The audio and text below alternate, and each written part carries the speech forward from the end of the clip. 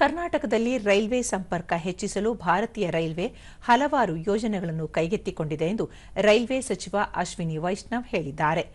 ದಾವಣಗೆರೆ ಸಂಸದೆ ಡಾ ಪ್ರಭಾ ಮಲ್ಲಿಕಾರ್ಜುನ್ ಪ್ರಶ್ನೆಗೆ ಲೋಕಸಭೆಯಲ್ಲಿ ಉತ್ತರಿಸಿದ ಸಚಿವರು, ಕರ್ನಾಟಕದ ಅನೇಕ ಯೋಜನೆಗಳು ಭೂ ಸ್ವಾಧೀನ ಪ್ರಕ್ರಿಯೆಯಿಂದ ವಿಳಂಬವಾಗುತ್ತಿದೆ ಎಂದು ತಿಳಿಸಿದ್ದಾರೆ.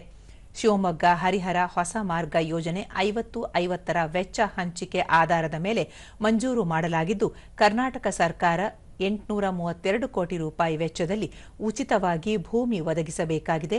ಈ ಯೋಜನೆಗೆ 488 ಹೆಕ್ಟೇರ್ ವಿಸ್ತೀರ್ಣದ ಭೂಮಿ ಸ್ವಾಧೀನಪಡಿಸಿಕೊಳ್ಳುವಂತೆ ಕರ್ನಾಟಕ ಸರ್ಕಾರಕ್ಕೆ ಕೋರಿದರೂ ವೆಚ್ಚ ಹಂಚಲು ಮತ್ತು ಭೂಮಿಯನ್ನು ಉಚಿತವಾಗಿ ನೀಡಲು ಹಿಂದೇಟು ಹಾಕುತ್ತಿದೆ. ಇದರಿಂದ ಯೋಜನೆ ಸ್ಥಗಿತಗೊಂಡಿದೆ ಎಂದು ಹೇಳಿದರು.